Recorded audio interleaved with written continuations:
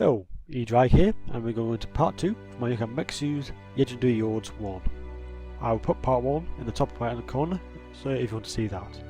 In this video, we're going to look at Ostermark, Ostland and Stirland.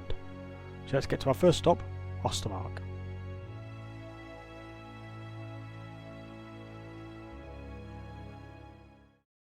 Here we are in Ostermark, which is one of the furthest eastern parts of the Empire, along with the borders of Kiev. Vast moors dominate this yarn, and to the east side is the northern World Edge Mountains, providing a solid barrier.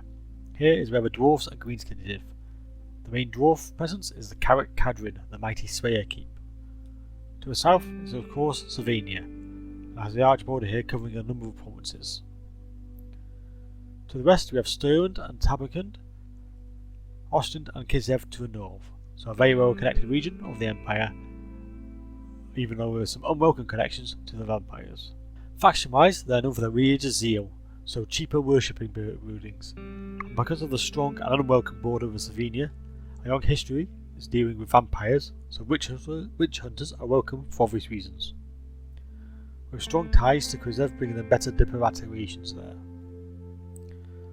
On the yet to count front, we have Wolfram Hartwig, another strong combatant but not a standout in this area, bringing standard 140 AP damage but no buffs to anti-arch or infantry. With a bonus in his armies for witch hunters, making this a faction a strong choice if you like fighting the undead.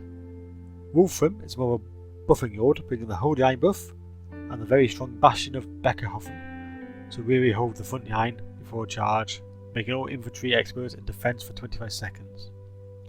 As mentioned, they have strong connections to Kiev, and Wolfram has an icon which makes him 100% resistance to damage. A strong ability, but I would mainly use this character as a buffing lord.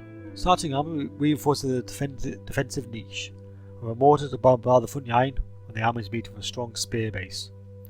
The unit of renown is the Death Hand, a highly defensive halberdier unit, which is really good at soaking up the damage from the front line. We also start with a Witch Hunter hero, and a unit of a favourite of mine, the Outriders. With all that said, let's jump into the campaign and have a closer look at what faces Wolfram Hartwig. Right, here we have Ostermark. So, let's have a look at their campaign start. An intriguing one, I would say. Some good things, some interesting things, and some damn awkward things. Let's start with some settlement. Look at the settlement. So you got to start with 3 of them, which is not common for the Mixu mod. So you got a good starting place. You got Beckerhofen, which is your main base, which is right with north, nicely protected all sides, so that is good. And you got some of the small ones like Eschen and Nagenhof. Eschen's got a nice bonus to grazing pastures, so that's always good. Growth is always a good thing, and the bonus growth tree even better. Help grow the field, so you should be able to grow this place pretty quickly, really. Beckerhofen, you've got already built the stables and you're building a training field, so that's not too bad. A good starting. You've got already halfway to some decent troops.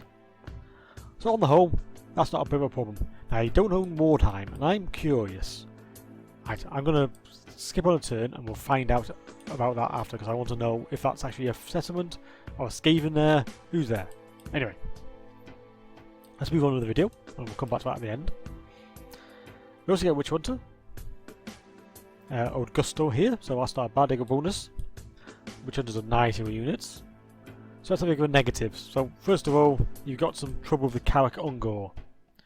Now they border the Kiev and yourselves, so whether they come down, well they already are down, they already start off with an army down here, called Gouger here. Wouldn't be much for trouble, so that's not too bad. But still, it's annoying to say the least. Other than that, you got the dwarves, Carrick Cadrin, old Ungrim's home base, so that's not too bad. You can't trade with him unfortunately because you got no path to it, but it's nothing worse. But you do have the vampire count, and you do have a Templehof to deal with, which is never a nice thing at the start because they got quite a strong border view there, and you are target number 1. They may go for Carrick Cadrin, but Carrick Cadrin is quite a well defended place, so. And these are only small settlements.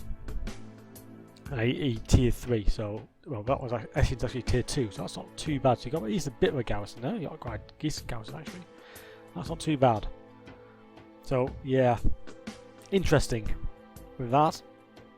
Bordered by vampire counts and some greenskins to the east. So the west, though, apart from, well, you don't know about Mordheim, you've got, further west, you've got Talabecland and Stirland. I think Talabecland around here. Yes, they are. And on the north, you've got lots of trade possibilities. Talabecland, straight trade route. Ostland, and actually Arid was Ostland, so that should be an easy trade. Kislev, very strong faction there, so you got a good trade route there. So you got trade routes, galore, no port obviously, but on the whole that's a strong solid position, depending if you've got another problem with Mordheim, so we're going to check that out. Well, we'll check that out now, so I'm going to end turn and I'll skip ahead. So, skip the turn, and as you can see, old Gouger here, the army to the east, decided to go straight for Eschen. Now I auto-resolved the battle, and it was very close. So that possibly could be worth fighting yourself. Or dealing it with this unit, this army. So let's see what's in Mordheim then. Oh, nothing. Excellent. Colonise. Boom. So, nice and easy. And that gives you one province immediately. That is a good starting place with that. And you got nice trade routes open up to Stirland now. Should be able to trade with Stirland. So just quickly check. Why not while we're here? Lot of, yep, got a possibility of trading in it. Perfect. So you got nice. So you got Talabecland, Stirland, Kislev, and Ostland. All possible trade. And maybe even dwarves at some point if you capture some of these settlements. So, all in all, an interesting little start location. Right. Let's look at his army. Which has now been weakened because I just colonised, but never mind. You get the idea. Only a 10 strong army, so it's quite a weak army. But you do have a mortar and artillery quality. Do you like my outriders? That's a nice unit to have. Only a crossbowman. A nice rank of spearmen. A deft hand, which are a yeet unit of halberd unit of members. Yes, they are. They're a properly good unit. Massive defence. Great against great against anything large. A really solid front line unit. Or just where you need them to be. Yep. You can't go wrong with that unit. So great swords, and of course Wolfram himself. So a small army, but a reasonable army. Something you need to build on quite quickly, I would have thought. Okay, Wolfram's skill tree. Let's see what we can find here then. So we can get a personalised griffin called Blood Feather, which obviously bodes well that he might be a bit good in a fight. Or very poor in a fight because he keeps getting hit. Pick. We got Rune Fang, obviously. As you get from most Lords. Kislev icon, being quite close to Kislev, you got this nice little bit of a friendship thing to the account from the Kislev armies. Basically adding diplomatic relations with Kislev, which is always good, and gives you massive damage resistance for 100%. So yeah, that's a good ability. That's a good trinket. Excuse me. So what's the vehicle's skill tree? So Bastion of Beckhoffen, there it is. Perfect. Really holds that front line, gives you a real chance of stopping anybody. Expert charge defense on normal units, you cannot go wrong with that. That's a great ability. Something to buff all your cavalry. Very nice. A nice upkeep, gets your upkeep as well, and you get immune to psychology. Very good. Electrical warfare, not too bad, not too bad. Reducing recruitment duration is always good. Proud of Mesmerize, so that's bonuses. I think that's just to himself by the looks of it. Yep, I believe it is. And Vampire Hunters of Ostermark. Yep, you're well known for getting after the undead, because let's face it, they border you, so you have to be good at doing it. That's why you also get Witch Hunter. And the last one is Chancellor Ostermark. Massive income from trade, always good, and some construction time -1 for resource producing buildings, which is always a nice little bonus. Other than that, I think it's a standard skill tree.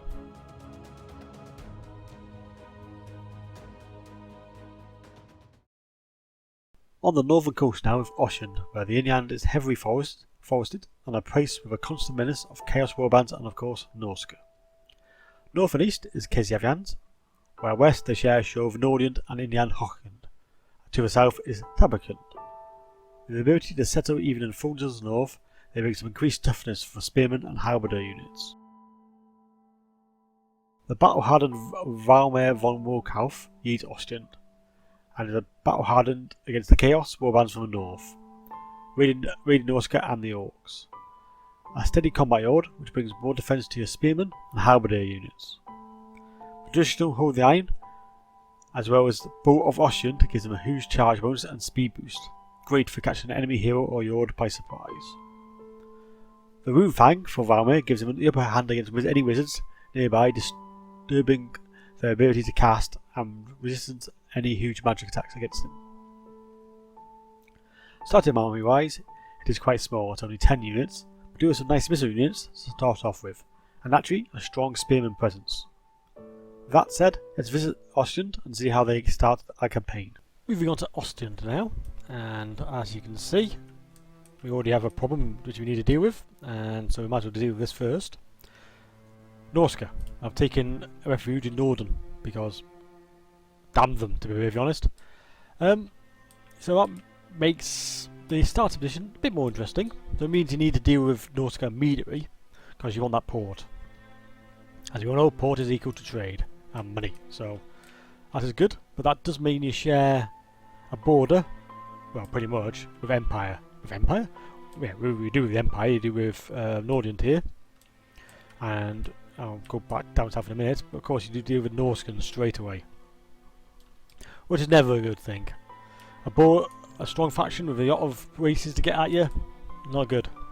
They do have a tendency to favour the human prey as well. So that's an obvious first strike. That's a small army, 6.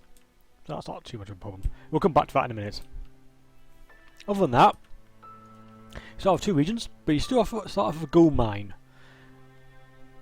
I don't think I need to say anything more than that. Gold mine. You get income generated 600. Perfect. Not many places start with a gold mine. You do.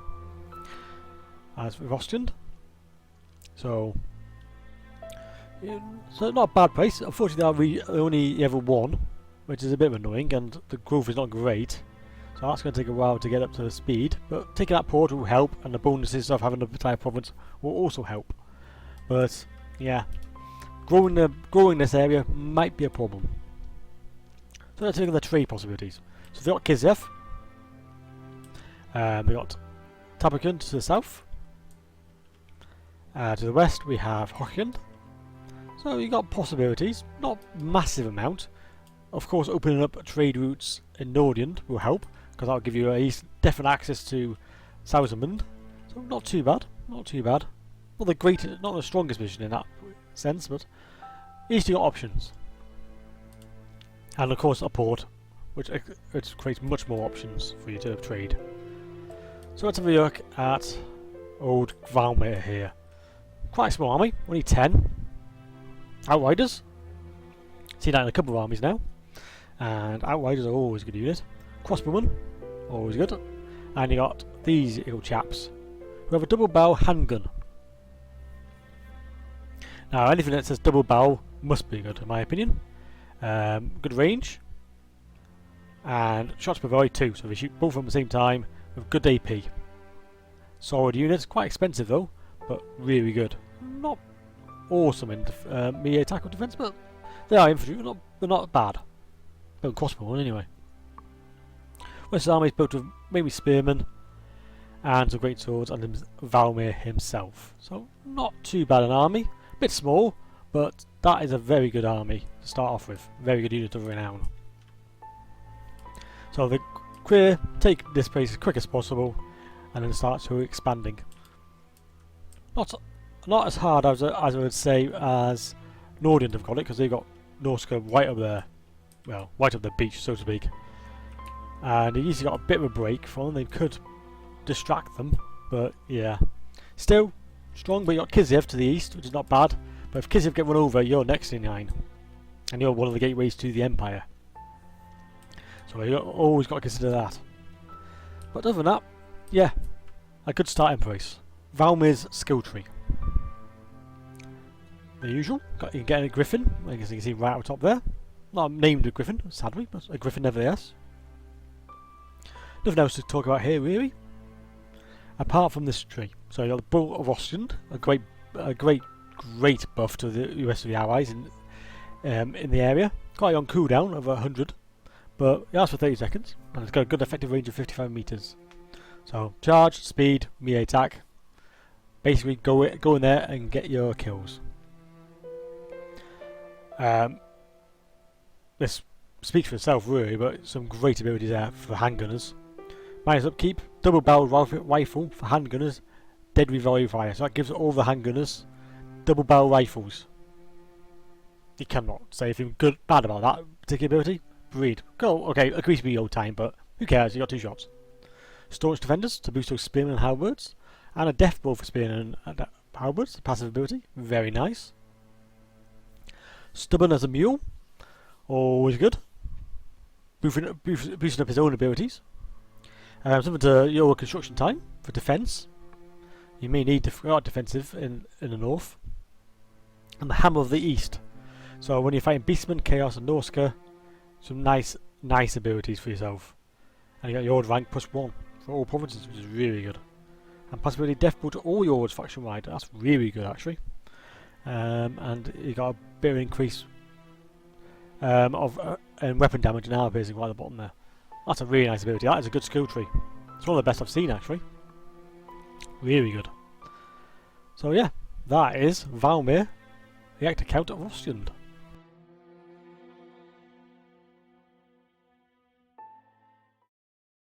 On to Stirland now. I am dominated by the closest to the western Sylvania, making Stirland and Ostermark the main factions bordering the vampire lands. They are one of the most well connected of the provinces, being pretty much right in the middle of the empire. North is Talabecland, to the west is Reichwind, and Westwind and Avion to the south. With the closeness of the vampires, the architectures and warrior priests get large buffs for dealing with the vampires, or at least keeping them at bay. Leader of them is Albrecht, a Sigmar fanatic and dedicated to the cause. His units of fragments are fanatical as him and charge into battle with renewed vigour.